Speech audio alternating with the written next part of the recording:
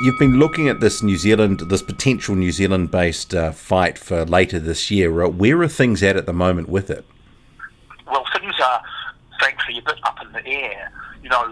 I think events were one of the first industries in the world to sort of shut down due to the pandemic, and they'll be one of the last and hardest to come back, so pretty hard hit.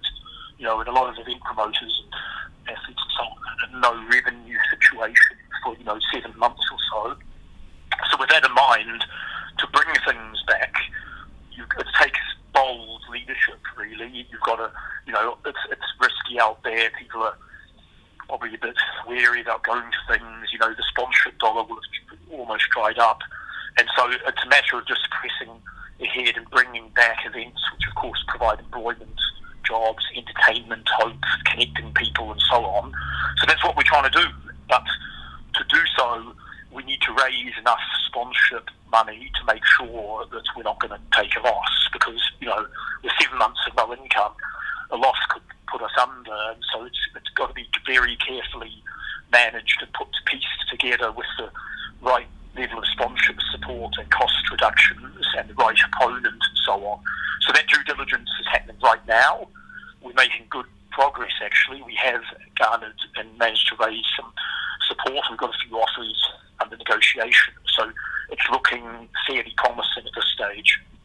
And previously you were looking at Queenstown as one of the front runners. Is that still the case, or is another horse sort of come out in front? No, Joseph Parker has not fought in Queenstown. I love the place. It would be cool to do it there. And I think a lot of Aucklanders and other New Zealanders who are going a bit stir crazy might look forward to a trip down to Queenstown to catch the fight, sort of thing. So it's not the only option, but it's an option that definitely is still a live option.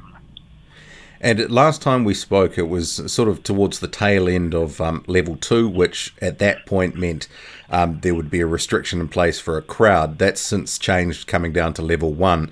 What sort of impact has that made on how you're looking at this event? Are you going to look to have a bigger crowd? That's a good question. Yeah, so no, I mean, absolutely, we would now go for capacity. So if the event was in Auckland, we could look at, say, a Spark Arena, or if we did end up in Queenstown, most likely it will be the Queenstown Event Centre.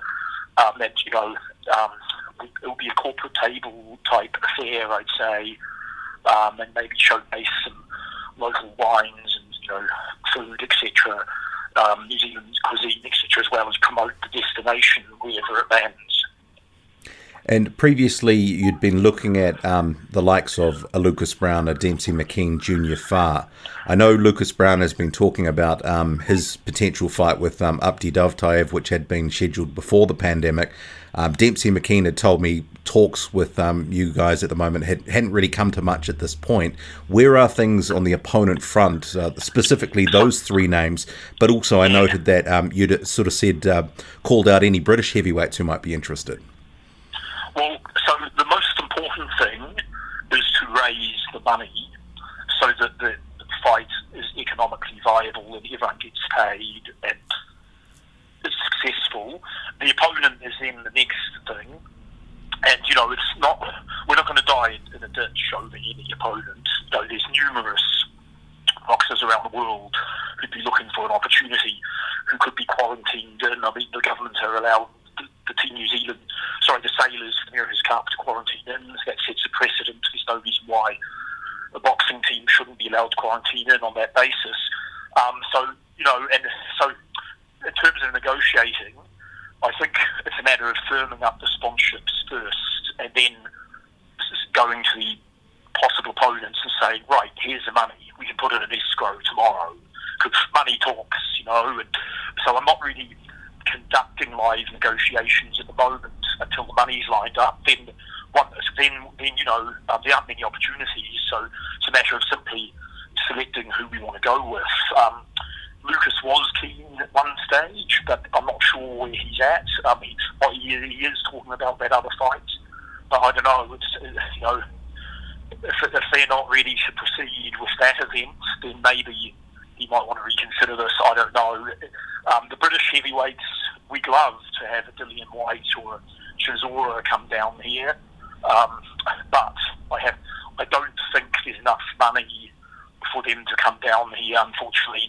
With the way that Sir Leonard Blatnick, DAZN, ESPN Top, they're pouring money out into boxing, the sort of rates for guys like Chisora and White are kind of up towards that $5 million US, and so on that basis, arguably those fights need to be at O2 Arena or in the United States. So people have to be realistic, and again we face a choice where either Joe doesn't fight for maybe up to a year or more, or he fights who can realistically be available and make the promotion work. Not to say it'd be a weak opponent. Any heavyweight can knock out another heavyweight. You saw what Buster Douglas did to Mike Tyson. You saw what Andy Ruiz Jr. did to Anthony Joshua. So it's silly to write any heavyweight off in that division. They can all knock each other out. So we'll be looking for someone that's solid and fit and ready, and that fits with the budget. Is it somewhat a bit of a catch-22 that have some of the potential sponsors sort of said to you, well, who's the name that you're looking to bring in, and would that be contingent on them giving money, that sort of thing? Yeah, not really. The people, this is where you find out who your friends are and that sort of thing, where who's going to back. Coming out of the pandemic, it's, the people that are stepping up are people that understand that we're coming out of the pandemic and we need to get the economy going again and bring events back. So they're not so much nitpicking about that. They just think it's great to get an event back on and get Joseph Parker busy and in the ring. And that's sort of been the spirit of it. And so we've actually had, I've been heartened by the discussions to date. And if you were to sort of put a percentage figure on a New Zealand-based fight going ahead, where would it sort of sit at the moment? Look, I'd say that we're better than 50% right now, and that I've got a few irons in the fire that are sort of falling into place. So, we've had several formal offers accepted, etc. And so I'm at a point that in this week I'll be sending contracts out and then zeroing in on that opponent. And it might be that because obviously Matchroom, Joseph's promoter, Eddie Hearn, that company has offered to support this, and they've put some money on the table, and they'll be sort of looking after the international rights for TV, etc. So if the fight is going to be, say, live on Sky Sport UK on a Saturday morning, not pay-per-view, it would potentially have a huge audience tuning in to see New Zealand. But it's a good story for New Zealand, really, about coming back out of the pandemic, and vignettes promotion could be sewn into the broadcast. With that in mind, then it opens the possibility of bringing British opponent down, maybe even someone on Matchroom's books. So all options are on the table. And previously, you just mentioned something there about Matchroom. You were looking at the option of maybe having a New Zealand-based fight outside of Parker's contract, so that's obviously changed, has it? No. So Joseph's third fight on the Matchroom contract is, the financial side is in contract, and it's probably too much money to run here. Matchroom would find it hard to make a profit in the pandemic, sort of post-pandemic world. And so for that reason, we would need to agree that Joe can have an extra fight, if you like, on the side, and then return to fulfill the third fight on the Matchroom contract at the end of the year or next year. So effectively it would be a gentleman's agreement that Joe's going to have this sort of interim fight, if you like, before then fulfilling the contract. Now, Matchroom have been supportive of this. They're good people. They'll be distributing international TV, helping hook up UK broadcasts, putting money on the table. They've even, I think Michael Buffer's on their books. He does most of their show calling, and so if he's available, we'd love to fly quarantine to have a call, let's get ready to rumble or whatever. But now we're not far down the track yet. But no, Matchroom would be a partner in this. They'd be the promoter. They'd be the promoter of record. So effectively, we'd be sort of an agent for them. They are the promoter. They have the promotional contract. It would be a Matchroom event that we're delivering, if you like. Once you get a bit more down the track in the next couple of weeks with firming things up, that's when you'll really be able to zero in on the opponent then? Correct. And there's no point sort of engaging in the machinations and negotiations with multiple guys really until you've lined up the money. And it was, Don King said in boxing, what makes dollars make sense.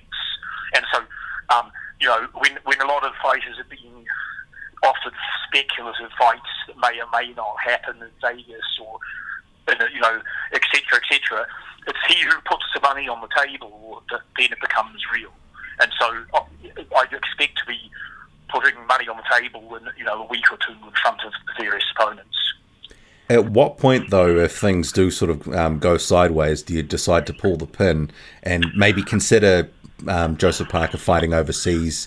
Well, of course, we're always considering that. And so just the other day, I was thinking of asking Matchroom if they wanted to look at the third fight happening, say, in Las Vegas, because obviously Las Vegas are running events, and it would require Joe sort of quarantine, going up there, I guess. So that of course is a live option, and those decisions will be taken over the coming fortnight, depending on how much money falls into place from possible New Zealand sponsors.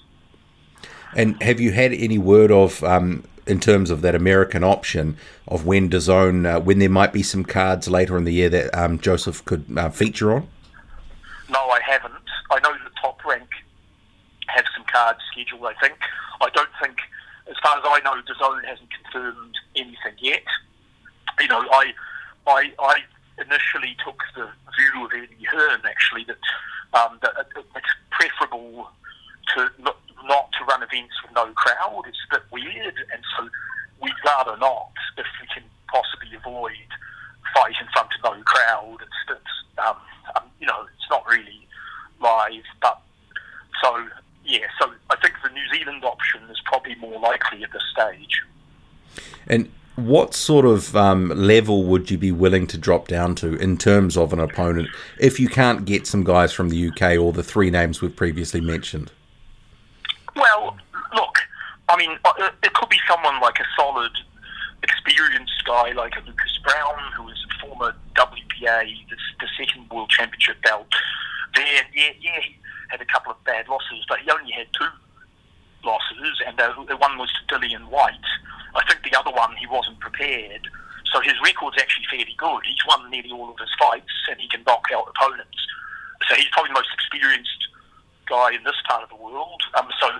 Then we could also look at the top 10 or 15 of, say, WBO and pick a guy and quarantine him in. So it's going to be as good an opponent as we can get, but probably not the very top echelon. You're not going to get Anthony Joshua or Tyson Fury or Wilder or Ruiz coming down to New Zealand. The economics won't work.